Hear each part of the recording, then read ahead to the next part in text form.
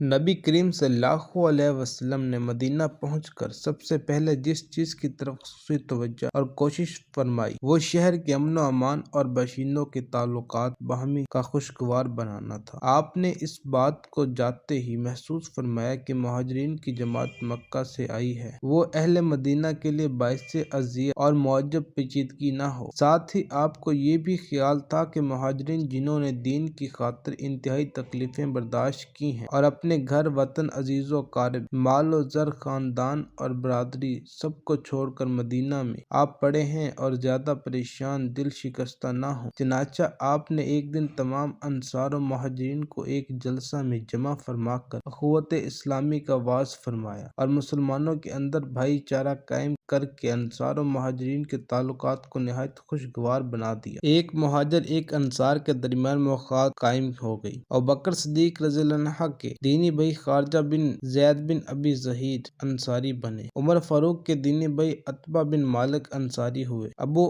عبید ابن اجرح کا بھائی چارہ معاذ انصاری سے اور عبد الرحمن بن عوف کا سعد بن ربیع انصاری سے، زبیر ابن العوام کا سلمہ بن سلامہ سے، عمار بن یاسر اور حذیفہ بن یمان میں بھائی چارہ مستحکم ہوا۔ عرض ایک مہاجر کا ایک انصاری سے رشتہ اخوت قائم ہو گیا۔ چنانچہ انصاری نے مہاجرین کے ساتھ لے جا کر اپنے گھر کی ایک چیز سامنے لا کر رکھ دی اور کہہ دیا کہ آپ ہمارے بھائی ہیں، اس لیے ان سب سامان میں آدھا آپ کا آدھا ہمارا۔ حد ہو گئی۔ سعد بن اربہ انصاری جو عبد الرحمن بن عوف مہاجر کے بھائی قرار پائے تھے، ان کی دو بیویاں تھیں۔ سعد بن ربیع نے عبد الرحمن سے کہا کہ میری ایک بیوی جسے آپ پسند کریں میں اس کو طلاق دے دوں اور آپ سے اس کا نکاح کر لیں۔ سعد کی اس مخلصانہ پیشکش کو سن کر عبد الرحمن بن عوف نے شکریہ کے ساتھ یہ کہا کہ اللہ تعالیٰ یہ سب مال و متاع، اہل و عیال آپ کو مبارک فرمائے، مجھے تو آپ صرف بازار کا راستہ بتا دیجیے۔ انہوں نے مدینہ کے مشہور بازار فینکا کا راستہ بتا دیا۔ عبد الرحمن بن عوف بازار گئے اور کچھ گھی کچھ پنیر خرید کے شام تک بیچتے رہے۔ اس طرح روزانہ بازار جاتے رہے اور تھوڑے ہی عرصے میں وہ کافی مالدار ہو گئے اور ان کے پاس اتنا سرمایہ جمع ہو گیا کہ انہوں نے شادی کر کے گھر بسا لیا۔ ان کی طرح دوسرے مہاجرین نے بھی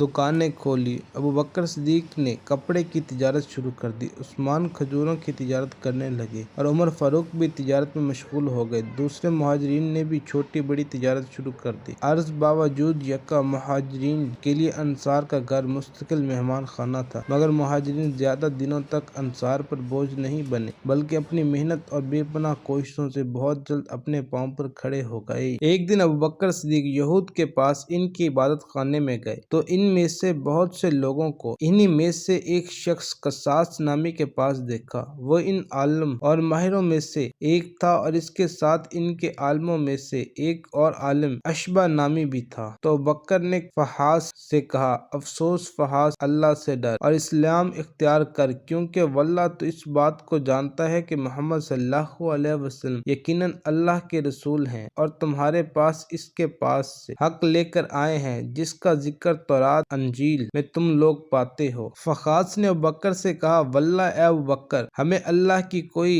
احتیاج نہیں بلکہ وہی ہمارا محتاج ہے۔ ہم اللہ کے آگے عاجزی اور زاری نہیں کرتے جس طرح وہ ہمارے آگے عاجزی اور زاری کرتا ہے، اور ہم اس سے بے نیاز ہیں اور وہ ہم سے بے نیاز نہیں۔ اگر وہ ہم سے بے نیاز ہوتا تو ہم سے ہمارے مال قرض طلب نہ کرتا جیسا کہ تمہارے دوست کا دعویٰ ہے۔ وہ ہمیں تو سود سے منع کرتا ہے اور خود وہی سود ہمیں دیتا ہے، اور اگر وہ ہم سے بے نیاز ہوتا تو ہمیں سود نہ دیتا۔ راوی نے کہا، یہ سنتے ہی ابوبکر رضی اللہ عنہ کو غصہ آ گیا۔ آپ نے فحاص کے منہ پر زور سے ایک تھپڑ مارا اور فرمایا، اس ذات کی قسم جس کے ہاتھوں میں میری جان ہے، اگر تم میں اور ہم میں جو عہد پیمان ہے وہ نہ ہوتا تو اے اللہ کے دشمن تیرا سر اڑا دیتا۔ پس فحاص رسول صلی اللہ علیہ وسلم کے پاس گیا اور کہا، اے محمد صلی اللہ علیہ وسلم، دیکھو تمہارے دوست نے میرے ساتھ کیا کیا، برا سلوک کیا۔ تو رسول صلی اللہ علیہ وسلم نے ابوبکر سے فرمایا، जो तुमने किया इसका बाइस क्या था? अबू बकर रज़ियल्लाहु अन्हु ने अर्ज की, ए अल्लाह के रसूल, इस दुश्मन खुदा ने एक बड़ी नाज़ेबा बात कही। इसने इस बात का दावा किया कि अल्लाह इन लोगों का मोहताज है और ये लोग इससे बेनियाज हैं। जब इसने ये बात कही तो इसके कहने से मुझे बुरा गुस्सा आ गया और मैंने इसके मुंह पर थप्पड़ मारा। फखास ये सुनते ही मुकर गया और कहा, ऐसा नहीं कहा। तो अल्लाह ताला ने फखास के कौल के मुतल्लिक फखास को रद्द और अबू बकर सिद्दीक रज़ियल्लाहु अन्हु की तस्दीक में ये आयत नाज़िल फरमाई। अल्लाह ने इन लोगों की बात सुन ली है जिन्होंने कहा कि अल्लाह मोहताज है और हम बेनियाज हैं। जो कुछ उन्होंने कहा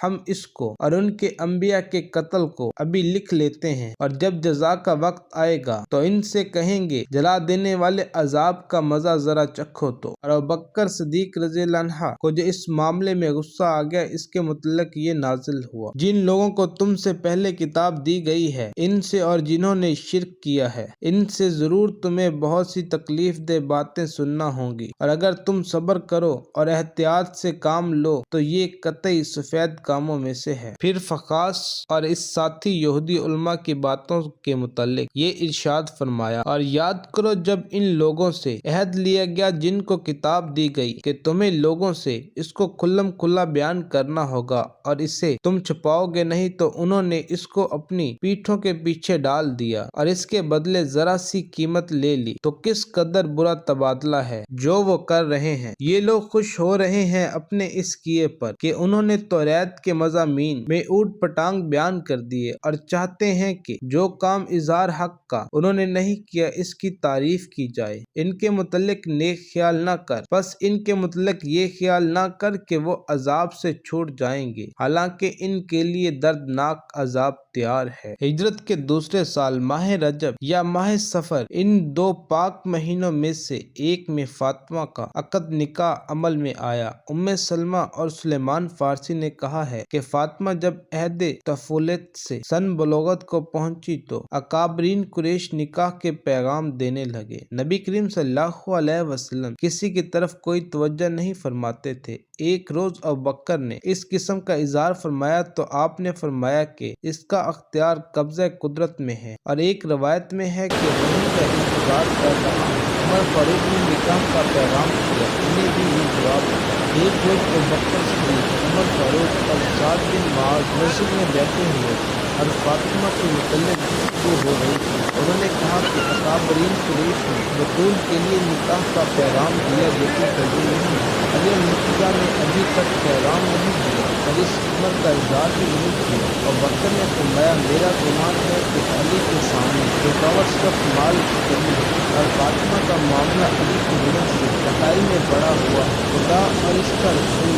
इसके निकाह पर रज़ामंद। फिर अबू बकर ने साद और उमर की तरफ मुतवज्जा होकर फरमाया कि क्या तुम मेरे साथ मुवाफ़क़त करते हो कि हम अली से मिले और उसे फातिमा के साथ निकाह का पैगाम देने की तजवीज़ पर तंगदस्ती और सफर की वजह से मालूम करें तो इसकी इमदाद करें। साद ने कहा, ए अबा बकर, खुदा ताला हमेशा आपको अमूर खैर की तौफीक अनायत फरमाता है, ये बड़ी अच्छी बात है। ए अबू बकर, चलिए हम आपके साथ हैं। तीनों बुजुर्ग मुहाजिरीन व अंसार के सरदार मस्जिद में हैदर करार की तलाश में निकले। अली अपने ऊंट को एक अंसार के तलखस्तान में पानी पिलाने ले गए थे। जब आपने तीनों बुजुर्गों को देखा तो इनके इस्तकबाल को आगे बढ़े और खैरियत दरियाफ्त की। अमीरुल मोमिनीन अबू बकर ने फरमाया, ए अबुल हसन, नेकी की कोई ऐसी खसलत नहीं जिसमें आप सबकत न ले जाएं, और आपका नबी करीम सल्लल्लाहु अलैहि वसल्लम के साथ ऐसा मकाम व मर्तबा है कि कोई शख्स इसमें शरीक नहीं। अकाबरीन व अशराफ कुरैश ने फातिमा के लिए पैगाम दिया लेकिन शर्फ कबूलियत हासिल न कर सके, और मेरा गुमान है कि इसे आपके लिए रोक रखा है। आप पैगाम क्यों नहीं देते? अली ने जब ये बात सुनी तो रो पड़े। फरमाया, ए अबू बकर, इस आग को ना भड़काइए जिसे मैंने बड़ी तकल्लुफ से तस्कीन दी है। आप मुझे इस रगबत की याद दिलाते हैं तो आपको मालूम होना चाहिए कि किसी शख्स को ऐसी रगबत नहीं है जैसे मुझे है, लेकिन मेरे लिए तंगदस्ती माने है। अबू बकर सिद्दीक ने कहा, ए अबुल हसन, ऐसा मत कहिए, खुदा और रसूल के नजदीक दुनिया की कोई वक़्त नहीं। तंगदस्ती और किल्लत माल कसी हैसियत से भी इस गुफ्तगू के کے لیے رکاوٹ نہیں ہونی چاہیے۔ علی نے اونٹ کھولا اور اس کی مہر کو پکڑ کر گھر لے گئے اور باندھ دیا اور نبی کریم صلی اللہ علیہ وسلم کی زیارت کے لیے تشریف لے گئے۔ اس وقت نبی کریم صلی اللہ علیہ وسلم ام سلمہ کے گھر تشریف لائے ہوئے تھے۔ جب علی نے دروازہ کھٹکھٹایا تو ام سلمہ نے پوچھا کون؟ حضور نے فرمایا اے سلمہ اٹھو اور دروازہ کھول دو، یہ وہ مرد ہے جسے خدا اور رسول دوست رکھتے ہیں اور وہ بھی خدا اور رسول کو دوست رکھتا ہے۔ ام سلمہ نے عرض کیا میرے ماں باپ آپ پر قربان ہیں، یہ کون شخص جس کے متعلق آپ گواہی دیتے ہیں؟ حضور نے فرمایا میری چچا کا بیٹا اور میرا بھائی علی بن ابی طالب۔ ام سلمہ کہتی ہیں کہ میں اچھل پڑی اور ایسی دھاگے کے قریب تھا کہ منہ کے بل گر پڑی۔ میں نے دروازہ کھول دیا، خدا کی قسم وہ اس وقت تک گھر داخل نہ ہوئے جب تک میں اپنے پھر وہ آئے گرم خانے میں نہ چلی اور کہا السلام علیکم یا رسول اللہ۔ حضور نے فرمایا وعلیکم السلام یا ابا الحسن ورحمۃ اللہ وبرکاتہ، اور انہیں اپنے پاس بٹھا لیا۔ علی سر جھکائے زمین کو دیکھے جا رہے تھے، جس طرح کوئی ضرورت مند ہو لیکن شرم کی وجہ سے اپنی حاجت بیان نہ کر سکتا۔ میرے پاس صلی اللہ علیہ وسلم نے فرمایا اے علی میرا خیال ہے تم کسی چیز کے آرزو مند ہو مگر اسے بیان کرنے میں شرم محسوس کرتے ہو۔ جو کچھ تمہارے دل میں ہے کہہ دو اور شرم مت کرو، تمہاری خواہش پوری ہوگی۔ علی نے عرض کی یا رسول اللہ میرے ماں باپ آپ پر قربان ہو، آپ کو علم ہے کہ بچپن سے ہی آپ نے مجھے اپنے والد ابو طالب اور ان کی بیوی فاطمہ بنت اسد سے اپنی ملازمت کے لیے مخصوص فرمایا، مجھے ظاہری و باطنی تربیت سے سعادت بخشی، اور یہ احسان و شفقت جو اپنے متعلق میں نے آپ سے مشاہدہ کیا اپنے والدین سے اس کا عشرہ مشیر بھی ملاحظہ نہیں کیا۔ حق سبحانہ تعالیٰ نے آپ کی برکت سے مجھے اپنے آباء و اجداد کے باطل پن سے نجات دی اور دین قویم اور صراط مستقیم تک پہنچایا۔ میری عمر و زندگانی کا ذخیرہ عیش و کامرانی کا سرمایہ آپ ہی ہیں یا رسول اللہ۔ اب جبکہ خدمت و سعادت کی دولت کی امداد سے میری عزت و تکمین کے بازو قوی ہو گئے ہیں اور دو عالم کی فوز و فلاح مجھے حاصل ہے، میرے دل میں یہ تمنا منشف ہو گئی ہے کہ میرا کوئی گھر بار نہیں اور نہ کوئی بیوی ہے جو محرم راز اور مونس یا فگار ہو، اور عرصہ دراز سے میری یہ خواہش تھی کہ فاطمہ کے لیے پیغام دوں لیکن گستاخی کے خیال سے ہچکچا رہا تھا۔ یا رسول اللہ کیا ایسا ممکن ہے؟ ام سلمہ کہتی ہیں میں دور سے دیکھ رہی تھی، حضور صلی اللہ علیہ وسلم کی جبین مبین دمک اٹھی اور فرمایا اے علی گھریلو ضروریات کی کوئی تمہارے پاس ہے جسے تم وسیلہ بناؤ؟ علی نے عرض کیا یا رسول اللہ میرے دوست احباب میں سے کوئی شخص میرے حالات سے اس قدر واقف نہیں جیسا کہ آپ واقف ہیں، اور آپ کی نظر سے کوئی چیز پوشیدہ نہیں۔ میرے پاس ایک تلوار، ایک زرہ اور ایک اونٹ ہے، آپ جیسا حکم فرمائیں۔ نبی کریم صلی اللہ علیہ وسلم نے فرمایا تلوار کی تمہیں ضرورت ہے، ہر وقت جہاد کے لیے مستعد رہتے ہو، اور اونٹ تمہاری سواری اور راستہ طے کرنے کا ذریعہ ہے۔ میں تیری طرف سے زرہ پر استفاقہ کرتا ہوں۔ حضور نے اپنی بیٹی کا مہر ڈھال مقرر کیا۔ علی سے فرمایا اپنی یہ ڈھال جا کر فروخت کر دو اور قیمت لے آؤ۔ آپ نے ڈھال عثمان کو 400 اور دوسری روایت کے مطابق 480 درہم میں فروخت کی۔ جب ڈھال عثمان کے سپرد کر دی اور قیمت وصول کر لی تو عثمان نے فرمایا ابا الحسن آپ اس ڈھال کی زیادہ مستحق ہیں، یہ ڈھال آپ ہی کو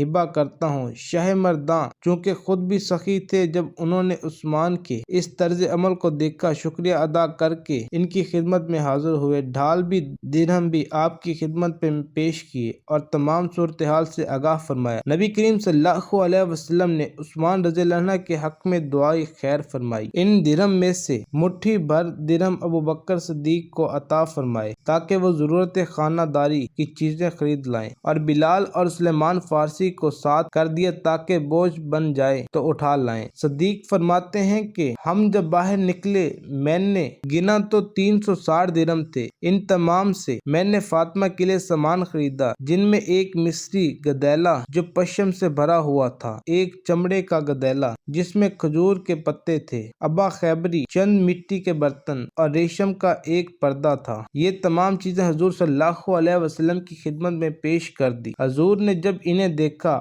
آپ کی آنکھیں نم آلودہ ہو گئی اور یہ دعا فرمائی، اے اللہ اس قوم پر برکت نازل فرما جس کے بہترین برتن مٹی کے ہیں۔ ابن جوزی کی روایت کے مطابق نبی کریم نے باقی درہم سلمہ کے سپرد کیے تاکہ بعض دوسری اشیاء خریدنے پر خرچ کریں۔ ایک دن عقیل ابن ابی طالب علی کے پاس تشریف لائے اور کہا، ہم چاہتے ہیں کہ رسول اکرم صلی اللہ علیہ وسلم اب اپنی لخت جگر کو رخصت کر دیں۔ علی نے جواب دیا، میری بھی یہی خواہش ہے۔ چنانچہ دونوں حضرات ایمن کے پاس تشریف لے گئے۔ ایمن ان دونوں کو ازواج مطہرات کے پاس لے گئی۔ انہوں نے حضور صلی اللہ علیہ وسلم سے عرض کیا، یا رسول اللہ، علی کی خواہش ہے کہ ان کی بیوی کو رخصت کر دیجیے۔ حضور راضی ہو گئے اور چند درہم علی کو دیے اور فرمایا، جاؤ بازار سے چوہارے پنیر خرید لاؤ۔ علی نے 5 درہم کا گھی، 4 درہم کے چوہارے اور 1 درہم کا پنیر خریدا اور سب چیزیں حضور کی خدمت میں پیش کر دیں۔ حضور نے ان چیزوں کو دعوت ولیمہ کے لیے رکھ دیا۔ پھر آپ نے فاطمہ کو بلایا، اپنے سینے مبارک پر ان کا سر رکھا، پیشانی پر بوسہ دیا اور ان کا ہاتھ علی کے ہاتھ میں دیکھ کر فرمایا، اے علی، پیغمبر کی بیٹی تجھے مبارک ہو، اور اے فاطمہ،